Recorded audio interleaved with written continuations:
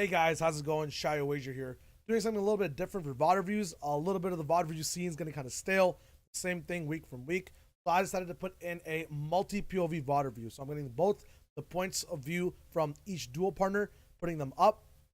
This is kind of a beta test for me on this channel, on my stream for VOD reviews in general.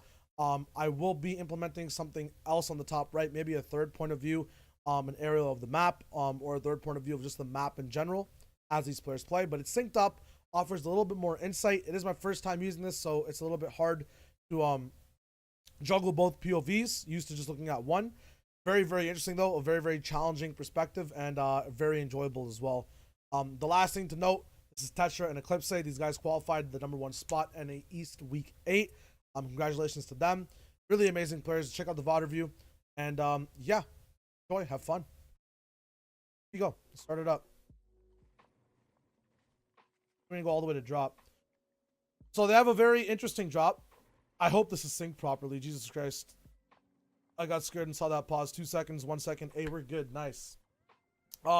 This is pretty interesting from the get-go. I wish I could pull up a map here, but I believe that Eclipsae goes all the way to the back mansion house, which is arguably the safest one to kind of defend your ground from. A lot of duos will prioritize landing blue and broken, or blue in the one story, and then looting the whole thing out.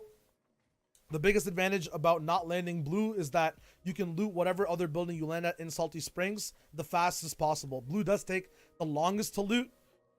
Even though broken does have 2 stories, blue has like 4 multiple stories of loot. Whereas all these houses, you can hit 2 houses before that duel is done with 1, which is lit. And you see them utilize that. So Tetchra's already done looting his drop up. Eclipsae is almost done looting his house. They do stay split a lot. I've noticed that from all the qualifying duos this week, at least from the VODs I've watched, including Item and Dexor, or D-Rocks. I'm going to keep making that mistake. I will try to correct myself. But we'll see what's up with them. I can jump forward in the VOD as well. The replay itself might lag. This is the world's replay. This is not live footage by any means. Once again, I wish I had a map up just to plan out and map out how these guys are going, what they're doing. Yeah, they got first place, Batra. Purple, what is up, my friend? So right here from the get-go, this is a very nice pinch on Salty. We'll go back after this. We're not going to be doing multi-POVs to watch more of their games, just to see if they keep doing this pinch over and over again. But this pinch does one of 2 things. First of all, it gives Tetchra a dynamic range of view on the actual city itself and on the engagements they're taking. So if Eclipsae forces people onto a low ground layer, right? These are end game tendencies and tendencies as well that people do when you're on high ground. I'll connect all this in just 1 second. If Eclipsae is shooting people and forcing them down, Tetchra can come up from the back on the same lower layer and get shots off, or you can just walk up, base up on brick or blue, and stay on the same layer as Eclipsae and just hold height. The way this ties into kind of like end game loadouts and positions is on end game, you might have people on multiple layers applying pressure from different angles and catching people off by surprise. So by practicing good habits, you know, early end game and just getting into a rhythm, what the biggest thing about these guys, in my opinion, is their rhythm and the way that they fight. It's just huge, and we'll see that in this upcoming fight. I do remember that, Thrills. You like this format? Yo, thank you, Jubies. I appreciate that, brother. So once again, right, Eclipsae is kind of like on a lower tier right now, while Tetchra's on a higher tier of layer. So the surprise factor that comes in, right, just the setup that they have, a box fighter versus, like, you know, aerial support is huge. Who's going to go with the GLs? What that does is give Eclipsae, you know, free reign. The biggest thing I noticed as well when Eclipsae and Tetchra fight is that Eclipsae never has to look over to see exactly what Tetchra's doing. He's always focused, and you'll see this near the end of the game as well. He's always just focused on what he does, and that just shows experience, right? If you guys want to get to this level, if you want to feel confident, you got to know and trust your dual partner at all times. And that goes both ways, right? No matter what, Tetchra is throwing those grenade launchers, and Eclipsae is just working around them 24/7.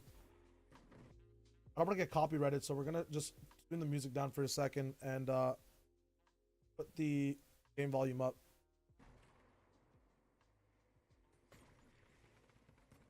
It's kind of tough watching both, but then you see the bait, right? Eclipsae doesn't even look over. If you go back just real quick, a few seconds, focus on his POV. He gets shot and pressured from the stink, but doesn't even focus on that guy based off Tetchra's comms and the way they're set up on these multiple layers. The GLs are coming over. He's staying hidden. Very nice, just, you know, ebb and flow of peaks from both parties or both angles. We'll see the way they approach. Just by default, once again, utilizing multiple layers. Eclipsae staying up top, putting nades down on the same layer that Tetchra's at. So no matter what happens, if the builds do break, Tetchra can get a quick shot off. It's something a lot of duos practice in box fighting, pushing out an arena in the early games of Atlantis, and it translates here. And then once again, you know, staying on multiple angles. They're just both playing their own game. I know it's literally early in the first 2 minutes, but you'll see how these tendencies translate towards the end of the game. Once again, just gotta reinforce good habits. Yes, it is Clay. How's it going, my friend? Yes, it is Titan, unfortunately, my man. Although these guys know that that individual went right from what I believe Tetchra saw on the high ground. They just pushed for another Elam, but I think they remember they haven't gotten the last one. And that this fight is really not worth it. I saw that throws. It's going to be lit. It's going to be hella lit. But basing up just a little bit, right? When you do things like this, a quick push to a retreat, it's like overbuilding near those endgame circles. Just gives you that entire area of pressure to have. Doing it early is huge. One thing, I think Cease was talking about it today on stream. I don't remember the exact term of it. But you can like sneak. You can sneak your drop, which is like you loot chests quickly. I'm just gonna call it sneak. You loot chests very, very fast, or do whatever you want to do really, really quickly, and then just push towards the middle circle to gain as much pressure on the map that you can, to claim as much ground on the map that you can. You know, that type of strategy was just involved there, giving them more room for Salty. And once again, you know, Eclipsae taking shots at Som. My man's big dicking, never afraid. A lot of people would choose to leave players to rotate on their own. But being preemptive and being proactive can lead to a better position for yourself, less pushes. Price, thanks for the follow. Thanks for letting me know to pause my alerts and skip my alerts. What is up, my friend? LV, what is good? I think this will get interesting towards the end game. I'll skip through this a little bit, but I know Tetchra hit some very nice heavy snipes as we keep moving forward during the game. So we'll see their loot path. Once again, the more you tether away from people, the more distance and the safety net you kind of have, right? In mid-game rotations, for those who don't know. It's kind of like a medium level idea / ideology. Saying this far apart on looting and movement just secures that A, you won't get flanked. If you do, you have a little bit of a buffer. There is a risk involved though, because if the damage is way too hard on the flank, on Eclipsae per se, then these guys are, you know, kind of in a bad or worse position. But once again, you know, flexing earlier, using that launch pad to move out a bit and get information on who's around, they can afford to stay apart, and staying apart gives you more access to mats to farm in a more efficient way. You know, Tetchra's already on his brick here. Eclipsae already claimed some brick at Salty. You don't have to walk through the same paths. It's the same kind of ideas in solos. So in solos, right, you gotta want to loot a drop efficiently.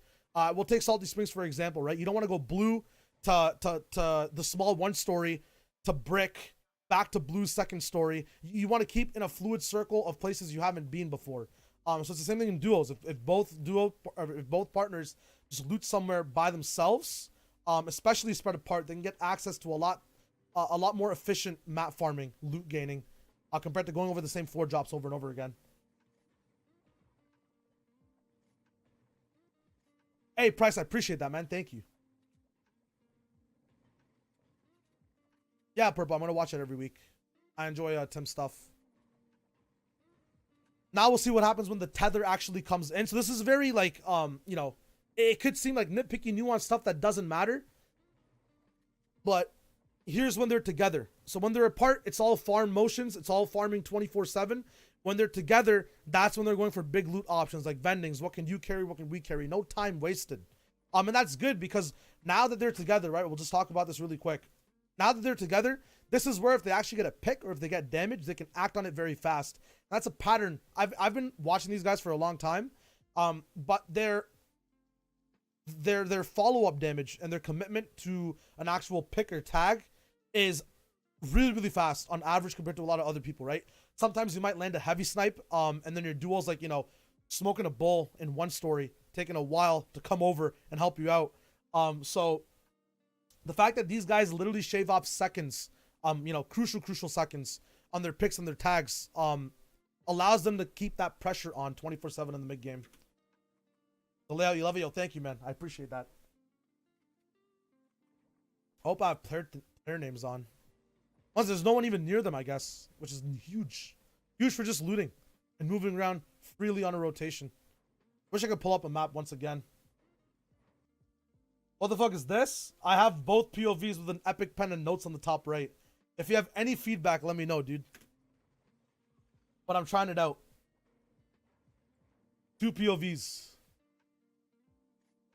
Just to see how these guys react, where they look. Now, you can even see here, naturally, we got one person looking towards the... You're stealing? Go for it, man. It takes a while to set up, though. It takes like 50 minutes of recording per VOD. So go for it, brother.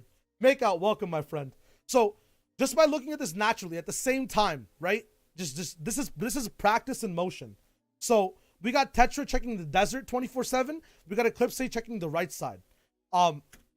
And like if you guys want to implement this into your gameplay, right? This is all on Tetchra in terms of gaining information. It's a very small thing, but if you're behind someone, right, you can see their pattern of basically intel gathering, right or left, etc., etc. So if he keeps seeing that Eclipse is looking towards the right and he's on the right side of, you know, naturally occurring low ground, Tetchra can just look to the left 24/7. This is very small. It might seem obvious to some people, but for those that it doesn't seem obvious to, just the ideology of, you know, why do we always get pushed mid game? Why is my duo always getting sniped? It's probably because you guys don't know enough information about your area. And this is a dope way to get into the habit of casing your entire environment efficiently. So, you know, one word, you know, we'll go for it real quick. I'm gonna get used to using Epic Pen real quick. Shout out Baller for introducing that to me. Efficient. I hope that's how you spell efficient. Analysis, by the way. Efficient usage of movement and intel gathering. Actually, it's just efficient usage of movement and intel. Pretty much, yeah. I think that'd be the wave. We'll just put that we'll put that over there. Dope. We'll keep it rolling. Wearing the same skins low-key throws people off. I agree with that as well. And I think they have the same pickaxes too, because good players can't see a difference in pickaxes as well as skins. One thing to note though is these guys don't have too much metal. Other than Eclipse, I think I've got he stayed back in salty, so he got a majority of the cars. And then once again, we talk about, you know, efficient loot pathing and movement. One guy's on top, one guy's on the chest. You want to stay split to an extent, even when you're together. Excuse me. Energy drinks get me gassy. And then once again, sorry about the 30-minute delay of starting the stream. I was just trying to set this shit up, activate my windows. Hopefully you guys don't see a watermark on the bottom right. This is going to be a nasty snipe. Boom. And now that these guys are together, right? Like their response time to the actual pick is instantaneous. No chance of people moving around. Anna, how's it going?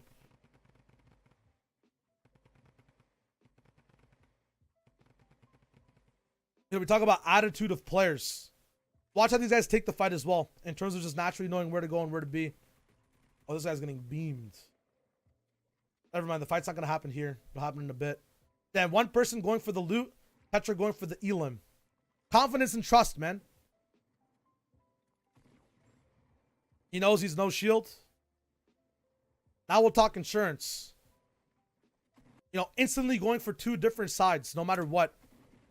And then developing good habits once again. Always go for that wall replace you just saw by Eclipsae. But, you know, he can case the situation coming in, giving information to Tetchra. And then naturally, just move towards exactly where the person's going. No chance of the person moving out. Instant insurance, which is dope. Mobo Jack, welcome. How's it going, my friend?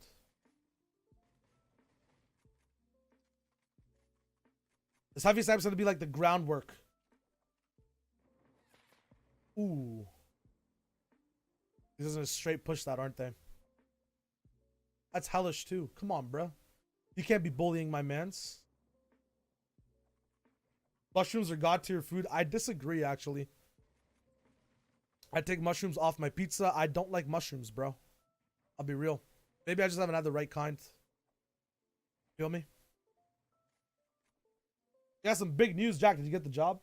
You're reporting the stream. It looks so good, though. I just want to write one more thing down. Can I actually edit this? I can't. Well, that's unfortunate. Epic Pen, why you do me like this? This leads to instantaneous fix. Put that right there. This is so cool. Keep going. You got the job. Let's go. Congratulations, my friend. And you actually subbed to Tfue. Dude, it's not an accident. It's meant to happen. That guy's a dope content creator and player. You're not going to have a bad time. Trust me. I have extended my sub on him by a month as well. This is just, I've never had the chance to see two POVs and analyze at the same time. So this is going to be information overload for me for a sec. Give me a sec.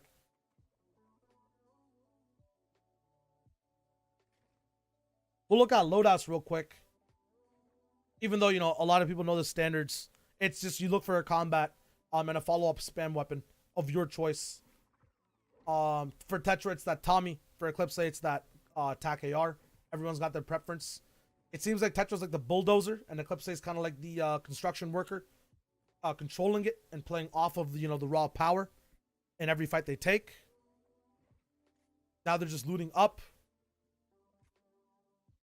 Once again, the big split. Now, wherever Tetra's looking, Eclipse is going to be looking the opposite way. Oh, it's hella fun, but I've never done this before. Boom.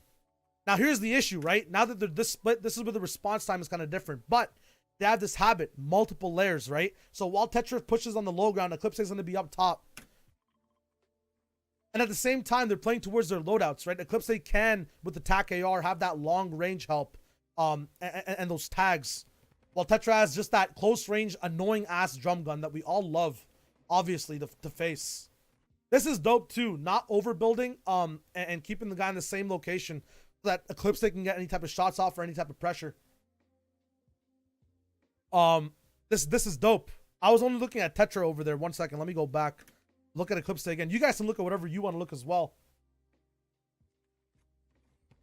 But it's just the start of this. Even though Tetra's calling this out, Eclipse is looking over. Just for anything else, because, you know, these guys are used to third parties. That's unfortunate, though. He loses his footing and positioning there. But now, right, as soon as Eclipse goes down, Tetra's automatically going up. Now it's kind of a 1v1 delayed. While replacing that 0 ping Tetra life on VA. And instantly going for that sidewall again. There's no chance that Higgy ever gets to not move his mouse to defend from just one lane. It's always a multi-lane attack. And we talked about that in the last VOD review, right? Whenever you do multi-lane, whenever you have multi-lane control, it's so much harder for the other person to move without it costing him resources, whether that be mats or the more important one, shield and health. Both being on the same layer currently. It's just chop chop. I like the fact that Tetch is watching while Eclipse just blindly chops out no matter what.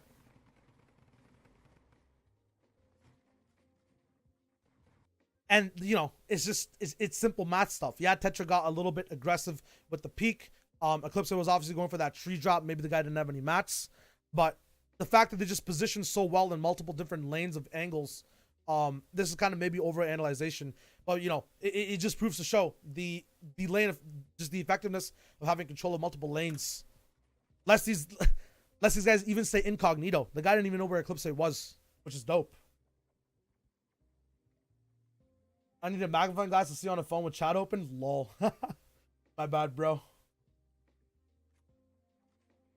Nah, touches some very good shots. It's a very dynamic way of looting, though. The decision to take bandages is dope.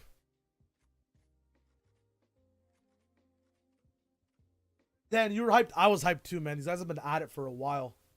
A long, long while. And then once again, all Tetch has to do is follow an Eclipsae's line and play insurance for him. You know, the tether is long right now. Once the tether slows down, that's where all the builds come into play. That's where all, you know, the side-by-side, back-to-back type of action pops up.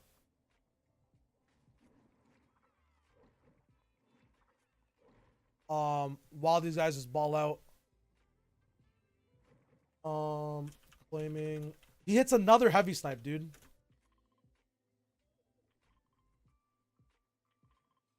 This is all just good shit that they're doing. Once again, instant pressure. You know, this man has the Tommy. He knows his role.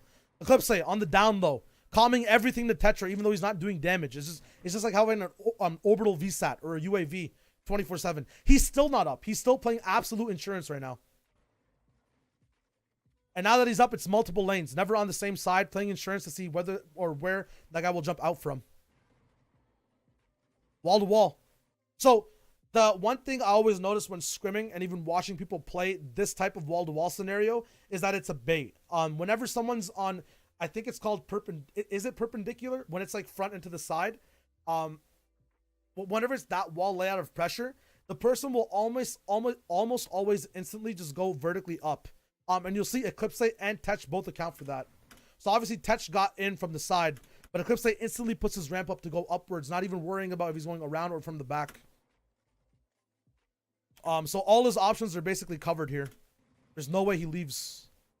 So knowing how to play your fights is dope. If you guys want to learn, you know, put that into your arsenal. Once again, whenever you pressure perpendicularly, if that's even a word, I know perpendicular is, but maybe not perpendicularly. Look for those edits vertically, because people will tend to go up immediately when it's from two of the same side. At the same time, when it's back and forth, that's when you see those side edits. That's when there's more room. But it gets very, very claustrophobic, and it's kind of a habitual thing for people to go straight up. Because it feels like all your other angles are covered, and you only have one option. And just the anonymity, once again, of Eclipsae. Not sure what that guy's name was that Tetchra pushed, but Eclipsae just stayed silent once again. No shots, just nades. Silent utility. It makes it very, very hard to kind of, you know, even come back from a 1v2. It makes it very hard to 2v2 as well. If it just seems like that one person is shooting for an equivalent of two people, right? It's hard to case your environment. It's hard to go anywhere around you. So you always try to switch layers. And that's what Eclipsae is watching. That's what he's baiting. Really dope way to play. A lot of people do it by default, just like, you know, in some fights. But these guys, you know, do it on purpose. They know each other's roles. Especially in this game with this loadout. Since I only have two of these, I'm going to go through these slowly. After that, we might do like one regular VOD, but I might not feel like it. We'll go through these extensively. And then after that, once this stops lagging, Jesus Christ, we'll sign off because it is Eid. I need to go home. Say hi to my dog, family, and sister. And the fact that these guys land salty, once again, this is just drop spot, right? If you guys are trying to case out your drop spots, you might wonder, the same question gets asked over and over again. I don't have enough elim points. I play too passively. It's not that you play too passively. You might just not give yourself enough room to play in a more aggressive way. Because when you land at salty, you have the slipstream right at retail to use off of a quad or off of a rotation, right? Obviously, the geysers are gone. But you get this max stuff. You have the room to fight and move out. Like, purposefully, these guys push towards Paradise and Fatal, regardless of the zone, even though the zone is north, to see if they can pick up anyone. They do end up picking up, you know, obviously up to 4 or 5 people right now. 5 on Tetchra, 1 on Eclipsae. They're just kind of swooping out, barricading the server, and then using the mobility everyone's going to use. Isolated fights, right? You don't want to fight in the actual circle. You don't want to fight in retail when everyone's around you. So they got that casing of the environment with Tetchra landing on the drone. And you got that. This is unfortunate. How's Tetchra not dying, bro? If that was me, I get beamed. And you have that casing of, or that safety net of just fighting isolated on the edge of the map, which just lets you get these third-party eliminations. Because people try. They try a lot. But it always ends up that they don't get to, or you know, are not allowed to fight because the third party just comes through and ruins your day. But they know how to isolate duos, which is dope. And it's due to their tethering, you know, once again, how far they stay away from each other, making sure everything's good. even while people take the snipe, shooting people just for pressure. You know, they might push, they might not, depending on what's going on. Eclipsae is always the confirmation button. Tetchra's gonna act the same way, right? Doesn't matter.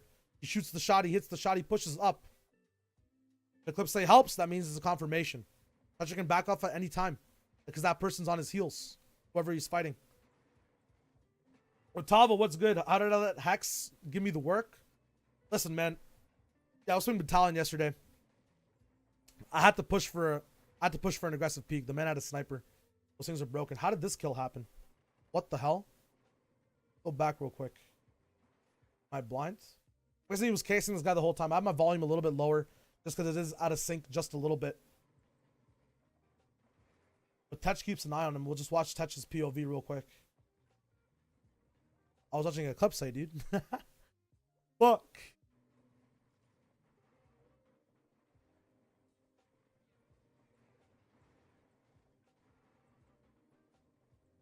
Yo, Fort Snort, what is up, my friend? And I thank you for the follow as well.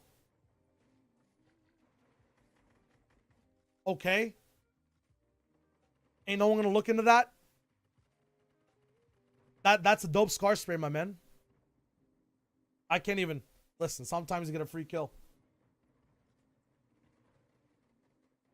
Hey, man, that's unfortunate, Fort. But like, while I'm on stream, it's not a help desk, man. I apologize. You know, the habit of just farming everything out. They have multi-layer stuff or multi-layer base. I got you, Fort. Thank you, thank you. I appreciate that. I'm gonna pick up his half mats. Not bad, not bad. When are trios coming out? I'm not sure. Pulling off shadows. They both don't have none or don't have some per person. Once again, the difference of aggressivity, right? They wait for isolation before going in. The commitment too. Balls to the walls. Tetchra going down. I don't think he stays down. I think he does stay down. Yeah, this is where Eclipsae has to go off by himself. He put some work in those 6 elims. If you go back really quick, I just want to see from Eclipsae's POV where this goes wrong, where the risk of this is, right? Once again, playing support. Damn, coming in from the back. That delayed strategy does have a little bit of a disadvantage. Because obviously the guy in the back, if he ever makes a little bit of a mistake, or he himself gets outplayed and the other person's partner that the Bolt duo is focusing has even more of a drop. As you saw, right? The guy came behind Eclipsae. So instead of them having a sandwich, the opposing duo makes a Big Mac. And then it's over. You can't do much there. That's one of the drawbacks of this strategy that I've learned of right now.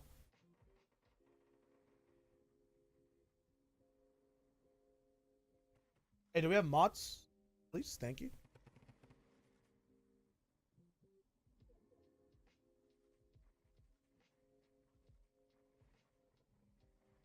The spend tool's gonna come in handy really quick, real fast. Grabbing the important things. Damn, Stink's coming through. He's gonna pop that slurp risk before. Tetchra's POV will change in just a second. I believe once moving zones start.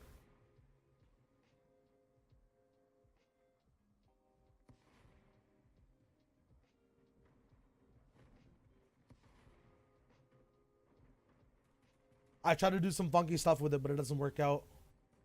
You guys have seen this over and over again. If you guys don't know how to use shadows already, yeah, I wish they can change the replay system as well so that it doesn't show names. If anyone knows how to do that, let me know. But I wish I could just see the arrows. That'd be dope to have.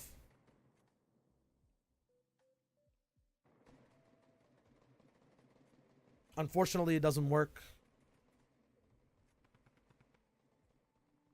I tried nameplates equals off. It didn't do anything, unfortunately. There's a certain zoom range. Okay, true. Yeah, it's a F indeed. I think there might be some map settings that I saw on the top left that I didn't implement. Once again, as a solo, you know, playing it safe. The easiest way to get eliminations as a solo duo is usually in the end game, just off of zone line. We'll see Eclipsae utilizing that. straight up in just a second. Now I'm going to be pausing a lot over here and maybe even drawing. I just need to, because we'll have an aerial view as well of how his layers look. One thing I want to note is different timings on engagement. And what this does is it kind of allows like different layers of pressure as well, because the enemy kind of doesn't know where you are, mental and visual, which is dope. But then a weakness of this is enemies can have odd timings that outplay / out pressure your own pressure. That makes sense? Anyone confused by what I just said? It's basically what we were talking about before of how Eclipsae came in late, trying to support the box fight, but the enemy came in even later because of their odd timing, and threw their pressure off and used their strength as a weakness. So kind of getting spotted in a stealth game, right? That same kind of ideology. So if you're committing to it, commit, but just know, you know, that there's always going to be people around playing their own game as well. Kind of like fighting fire with fire, stealth with stealth. Let me know if anyone's confused by that, let me know. That's good. Here we go.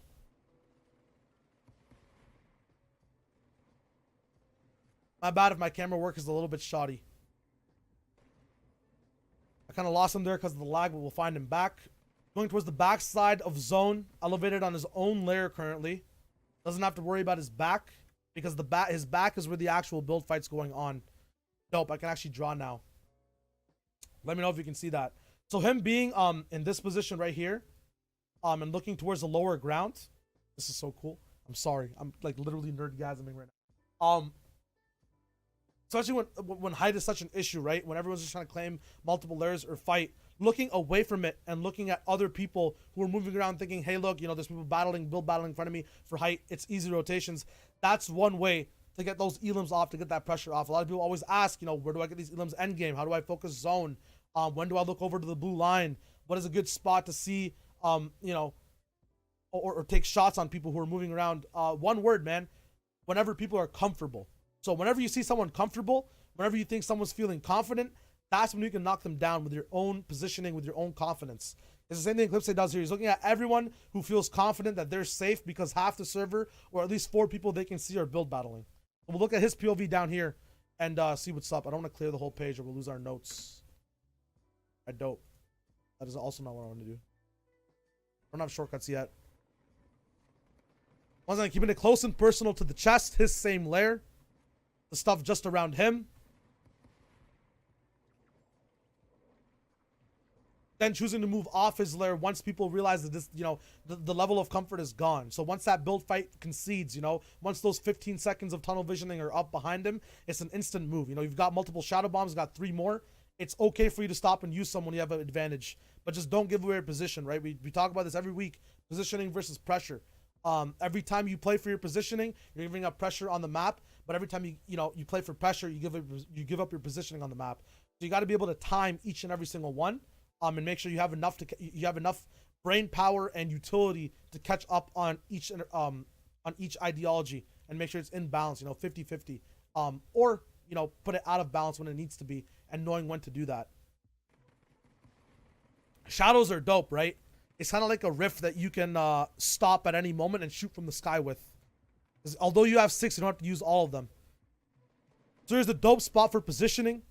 Zone just clicked in as well. And because of this positioning, Eclipse is in a good place to move on his own lair for a long time. But as he's doing all this positioning, you'll notice he's not getting any elims. A nice rift, though, to catch him up. We'll check out every other lair for the moment as he's in the sky. You know, what he sees is a metal tarp. Just one straight metal tarp coming down and not much movement from the lower ground layers. So mid ground is probably his best bet. Once you see a lot of people static, right? it's easy to claim your spot, and basically pick out a lair which is obviously the one you just landed on, where nothing much is going on. There's no activity. No one's moving up the lair below. It's very comfortable. Once again, that word, you know, when people finally find their groove, that's where you come in and break that cogwheel. So him just being up here now, right, is going to pressurize the people below him. He knows the people up top are going to stay up, especially if he makes another lair closer to them. He gets people up top comfortable. He makes people down below feel comfortable, and then exploits that fact. We'll see that in just a second.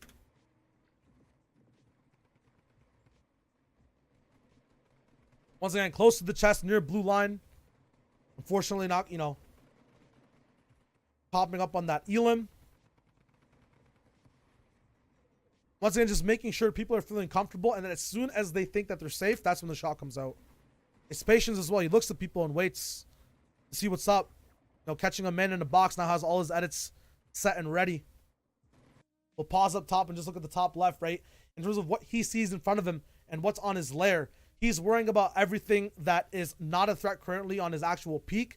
And then when he jumps out, that's when he's probably going to go and look to the right or towards the zone, as to what's going on around him. And then once again, a very smart edit as well. There's no pressure on his left side. That's where the majority of the edit is for the shadow bomb. It'd be kind of heinous to edit out the right side by any means necessary, or for any reason. Thinking to the left is nice. Getting over layers as well, getting as much information possible before making the decision to stay on a lair. Going all the way low, actually. Interesting. So, one thing about going low ground, near the end of the zone, near the 8th or 9th zone, right? And building up from it, compared to staying on mid, is you have a position that can never be moved. The riskiest thing about middle ground, and even high ground sometimes, is there's an RPG. If there's stinks, your position can kind of get compromised, and you never have like kind of a backbone, your back will never be against the wall. Your back will always be exposed in a sense.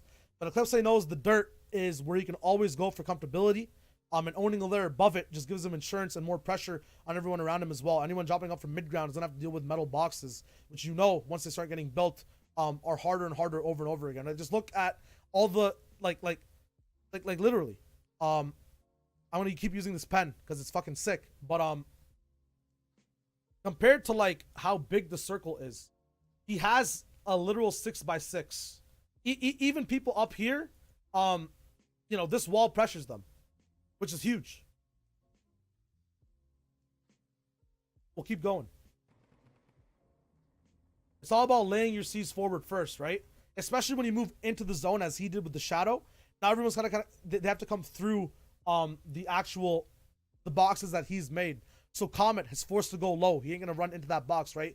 Claiming multiple lanes can also mean claiming multiple layers as well. Even though he's in those boxes, he's looking forward with his eye line on, you know, you claim these boxes to stop people coming from this way, but your eye line is this way. So now you control this entire range of people moving, and you stop the entire range behind you of people coming in, and no one's gonna come in from the zone. So we talked about, you know, claiming multiple lanes. Even if you only have one box, you can still do it efficiently in these 8th and 9th zones at the end. We'll keep it rocking.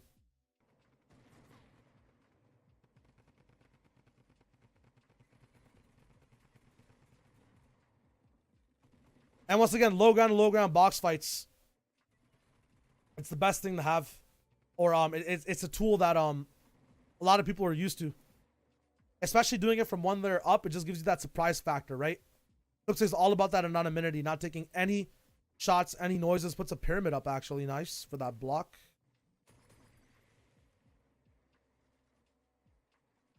Top left is going to be a little bit harder to see now, just because the zone's getting a little bit smaller and smaller.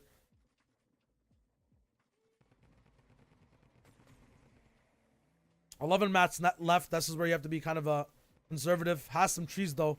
Wants to own all the walls immediately. His lair, then other layers. Knows exactly where people are. I'm pretty sure he jumps and takes over the walls first. The walls are the most important. Some people lead with walls, then put their floors down near the end game. Y'all might want to do that as well. In terms of if you find having, you know, taking a lot of shots end game, having trouble keeping your health pool big and active, and then once again always looking down. That's what a lot of people love to do. in the storm. Unfortunate.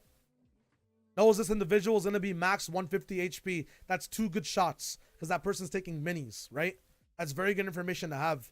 In this stage of the game as well, you can assume a lot of people have health damage ticked as well. And he's probably going to assume this guy, he's going to start taking aggressive peeks on this guy 100%. The way it comes out, right? Him going for that wall first. Obviously putting the floor down just so he doesn't get trapped below. But putting the wall down and kind of staying on his back towards the zone and waiting, right? Not doing that instant edit. Having a little moment of hesitation allows anyone else around him, such as this person up top, to put in any pressure down below to that guy and then have him clean up, taking the shield off, right? Assuming that one person has 150 HP means that you can always let them take one shot and then clean up afterwards. In terms of the end game, if you're looking at, you know, the time of engagement, when should you engage? Should you wait for someone else to take the shot? We'll see if that gets implemented. Once again, just waiting, right, for his opportune moment. Now, he doesn't have shield here. Symmetrical does. But that first shot, right, I believe this is a 130 straight to the head. Yeah, 136, as we see on the bottom. Just him waiting. Even if, you know, Denver loses that fight, that's a shot that he basically gets off with timing first. So he's the engagement and the third party altogether. 2 130s to the dome, man. My man doesn't miss. Hey, Clay, thank you, man. Now, I believe it's going to be a 3-layered multi-fight.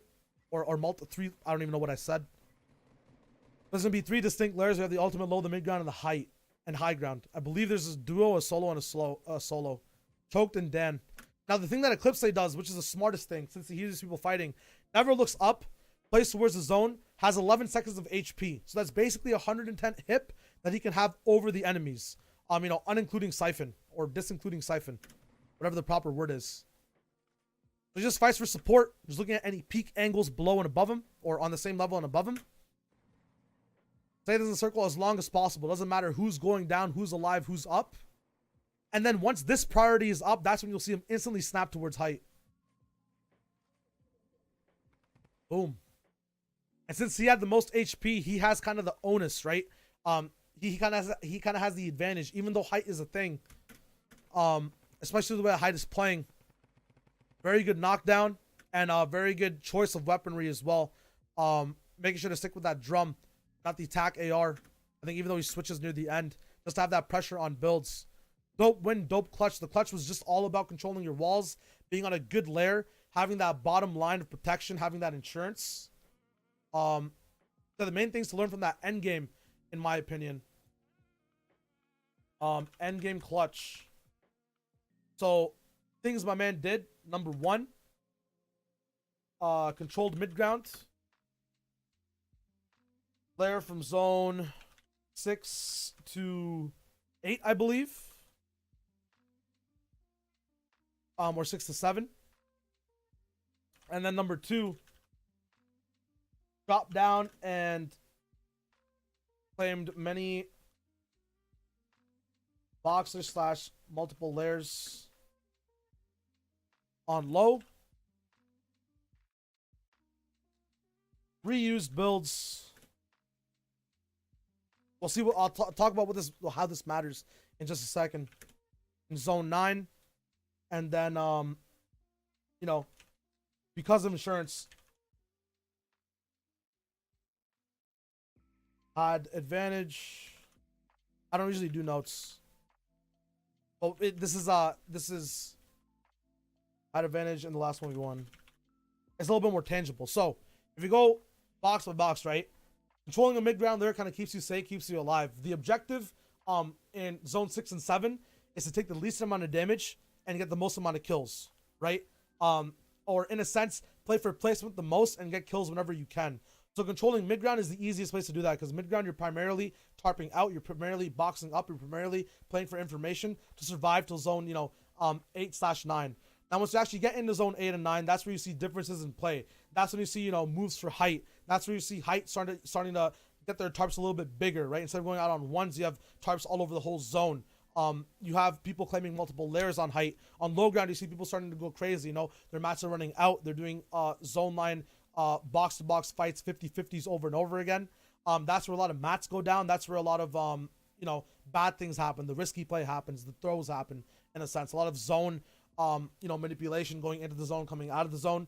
So that's when, instead of staying on mid and being habitual, he kind of goes all the way down to low ground, changes up his whole game plan, and has a whole other understanding of what's going on above him, and a new type of intel on what's going on below him, claiming up as much as he can instantly, and first and foremost, being the first one down there, which is huge, because in my opinion, zone 8 and 9 is just pure survival till the top 5 or the last placement point.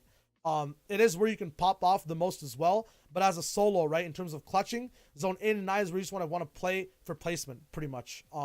It's going to be very, very hard for you to keep 1v2ing duos over and over again, but allowing them to die and allowing yourself to have pressure and a little bit of a bubble to breathe is the best thing to do, and he does that by going all the way low.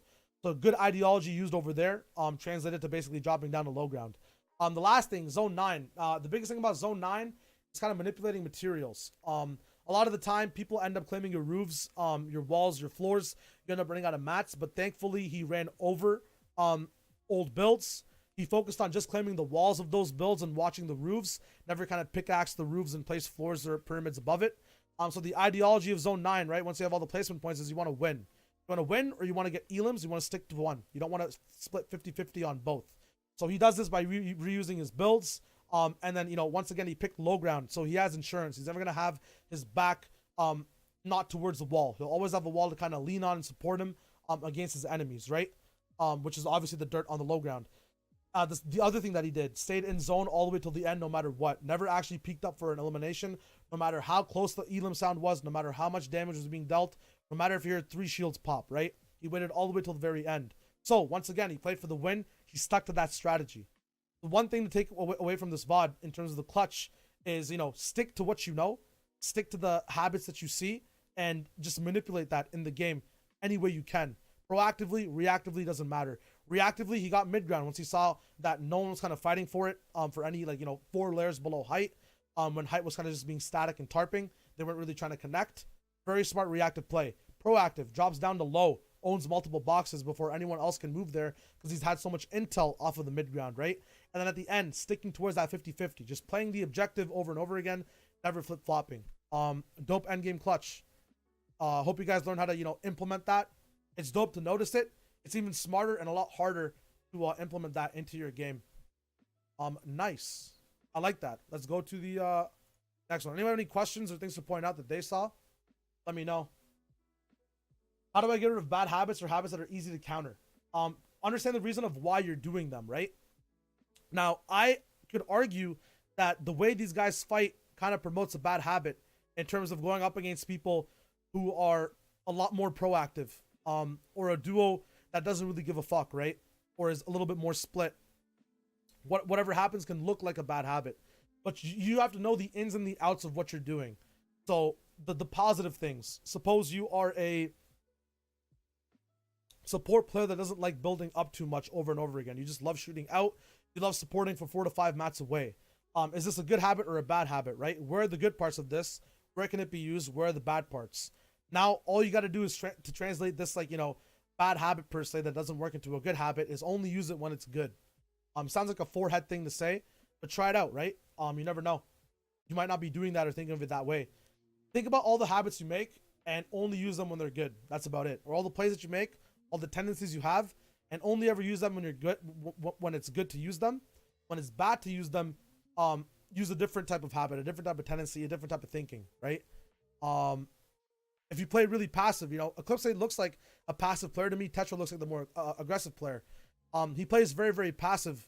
Knows when to go balls to the walls, though. Knows when his passive play might not be working too well, because he stays 5 to 6, mats away for the pre-positioning on shooting his enemies. But he knows when it runs out, so he goes forward, making his bad habit into a good habit immediately. So knowing when your habit gets bad is the most important part. I don't think bad habits form straight from the get-go. Obviously, missing shots, right? That's not a bad habit. Making a mistake is not a bad habit. What up, Logic? Welcome, man. If you're aware that you're doing them and you can't get rid of them, just flip a 360, man. Whatever you're doing, just flip 360. In my honest and humble opinion. Thank you guys so much for watching. If you liked the video, please leave a like. If you don't, dislike it, and then let me know what I could change. And yeah, I'll see you guys in the next one. Peace.